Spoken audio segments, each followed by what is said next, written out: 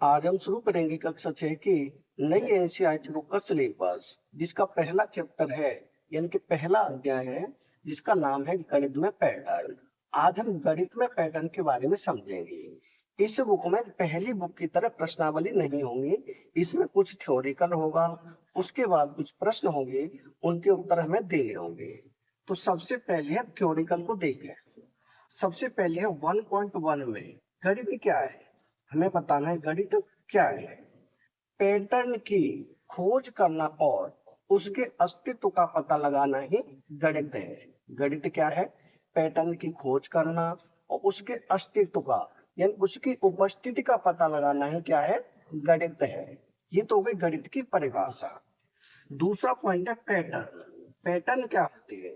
यह संख्याओं, आकृतियों, रंगों आदि की दोहराई गई व्यवस्था है। ये क्या है? इसमें संख्याएं हो सकती हैं, आकृतियां हो सकती हैं, रंग हो सकते हैं, आदि दोहराई की व्यवस्था है। यानी कि इसमें दोहराई जाती है, व्यवस्था को दोहराया जाता है। जैसे 2, 4, 6, 8, 10, ये क्या है? ये एक पैटर्न है। ये सभी हैं शुरुआत से, यानी कि स्टार्टिंग से लगातार आने वाली सम संख्या है। और प्रत्येक संख्या में अगर हम 2 जोड़ेंगे तो अगली संख्या प्राप्त हो जाती है। तो क्या बन जाता है? पैटर्न। जैसे 2 में 2 जोड़ देंगे कितना हो जाएगा? 4, 4 में 2 जोड़ेंगे 6, 6 में 2 जोड़ेंगे 8, 8 में 2 जोड़ेंगे 10, 10 में 2 जोड़ेंगे 12। ऐसे ये पैटर्न चलता जाएगा। ये क्या हो जाता है? पैटर्न हो जाता है। आगे है पैटर्न हर जगह है। पैटर्न कहाँ पर है? हर जगह पैटर्न है। जैसे पहले है हमारे आसपास की प्रकृति में, हमारे आसपास की जो प्रकृति है उसमें भी पैटर्न है। उसमें कैसे पैटर्न है? जैसे अभी गर्मी चल रही है, गर्मी के बाद क्या आएगा? गर्मी के बाद आएगी बरसात, बरसात के बाद आएगी सर्दी। ऐसे यही क्रम बार बार चलता रहता है। तो क्या है? ये भी एक पैटर्न है। दूसरे नंबर पर है घर और विद्यालय में। घर और विद्यालय में भी पैटर्न है। जैसे घर में कैसे पैटर्न है? अब घर है, घर में छोटे कमरे होंगे, बड़े भी होंगे और रसोई भी होगी, तो वो सभी क्या है? पैटर्न है। जैसे विद्यालय में सीढ़ियां होंगी, कुछ छोटे कमरे होंगे, कुछ बड़े होंगे। छोटे कमरों में छोटे गेट लगे होंगे, बड़े कमरों में बड़े गेट लगे होंगे। और उसमें छोटे कमरों में छोटी खिड़कियां होंगी, बड़े कमरों में बड़ी खिड़कियां होंगी। तो क्या है ये? एक पैटर्न ही है। तीसरे नंबर पर है सूर्य, चंद्रमा और तारों की गति आदि में। यानी कि सूर्य, चंद्रमा और तारों की जो गति है, इसमें भी क्या है? इसमें भी पैटर्न है। आगे है पैटर्न को समझना आनंददायक और रचनात्मक कार्य होता है। पैटर्न को समझना कैसा होता है? आनंददायक और रचनात्मक। जैसे ये पैटर्न था, ये आनंददायक और रचनात्मक है। हमने हर किसी संख्या में 2 जोड़ा तो अगली संख्या प्राप्त होती गई। और ये क्या बन गया? ये बन गई एक रचना बन जाती है। क्या बन जाती है? रचना। रचनात्मक कार्य होता है। आगे है पैटर्न की खोज मानवता को आगे बढ़ाने के लिए प्रेरित करता है। यानी पैटर्न की खोज से ही मनुष्य आगे बढ़ा है, मनुष्य का विकास हुआ है। जैसे जीनों के पैटर्न की समझ ने हमें रोगों का पता लगाने और उसका उपचार करने में सहायता की है। यानी कि सबसे पहले तो जीनोम के पैटर्न का पता लगाया गया। अब जीनोम क्या होती है? जीनोम प्रत्येक जीव में पाए जाते हैं। ये डीएनए में होते हैं। इनके द्वारा जीवों की आनुवंशिकता का पता लगाया जाता है। यानी कि सबसे पहले तो जीनोम के पैटर्न का पता लगाया और उससे होने वाले रोग का पैटर्न क्या होता है उसके बारे में पता लगाया। जब रोगों का पता लग गया तो उसके उपचार का भी पता लगाया। तो किससे संभव हुआ? ये सब हुआ पैटर्न से संभव। पेज नंबर 2 पर लिखा हुआ है आइए पता लगाएं। यानी जहां भी आइए पता लगाएं ये लिखा हो, यही हमारा प्रश्नावली का काम करेगा। इस आइए पता लगाएं में 2 प्रश्न दिए हुए हैं। तो पहले करेंगे हम इसका पहला प्रश्न।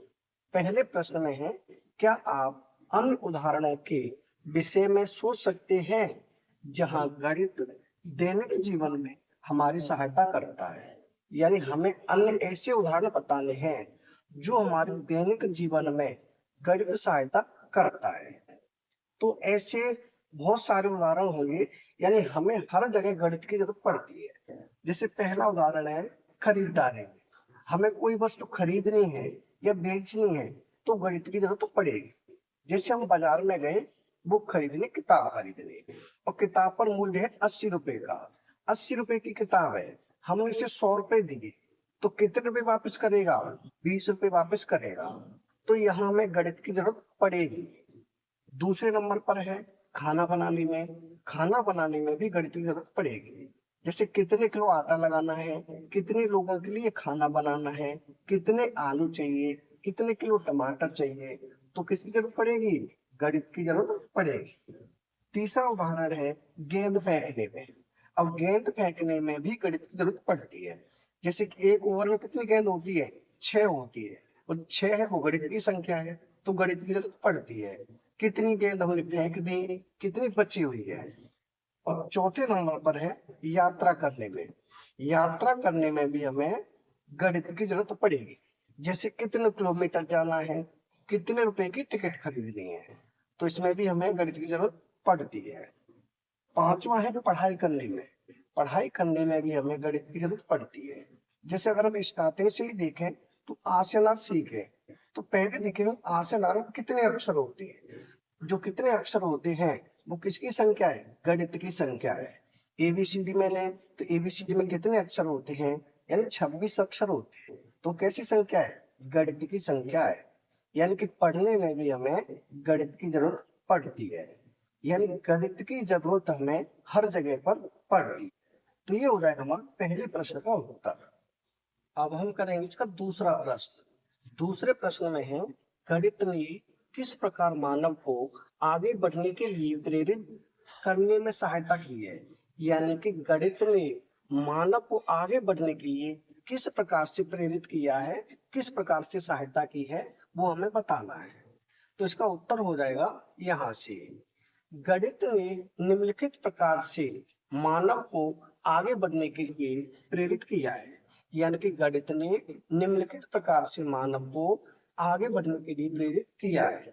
जैसे सबसे पहले है पहला भाग। जैसे पहले भाग में है जीनोम के पैटर्न की समझ से हमें रोगों का पता लगाने और उसका उपचार करने में सहायता की है।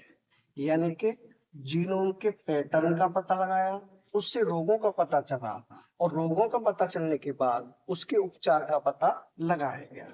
ये भी किससे संभव हुआ? गणित से ही संभव हुआ है। दूसरा है पुलों, घरों या अन्य जटिल भवनों का निर्माण करने में। यानी कि पुलों का निर्माण, घर, अन्य कोई भी जटिल भवन हो, इसका निर्माण करने में गणित की मदद ली गई है। आगे है तीसरा। तीसरे में है मानव ने अपनी अर्थव्यवस्था सुधारने में गणित का ही प्रयोग किया है। यानी कि गणित का प्रयोग करके ही मानव ने अपनी अर्थव्यवस्था सुधारी है। चौथे नंबर पर है कंप्यूटर, रेलगाड़ी, कार, मोबाइल फोन, टीवी, वायुयान आदि बनाने के लिए गणित ने प्रेरित किया है। यानी कि ये सभी जो बने हैं वो किसकी वजह से बने हैं? गणित की वजह से। यानी ये सारे काम किससे संभव हुए हैं? ये सभी संभव हुए हैं गणित की वजह से। इस वीडियो में रखते हैं इतना ही, आगे करेंगे हम अगली वीडियो में। अगर वीडियो पसंद आए तो लाइक करें, कमेंट करें, अपने दोस्तों के साथ शेयर करें। धन्यवाद।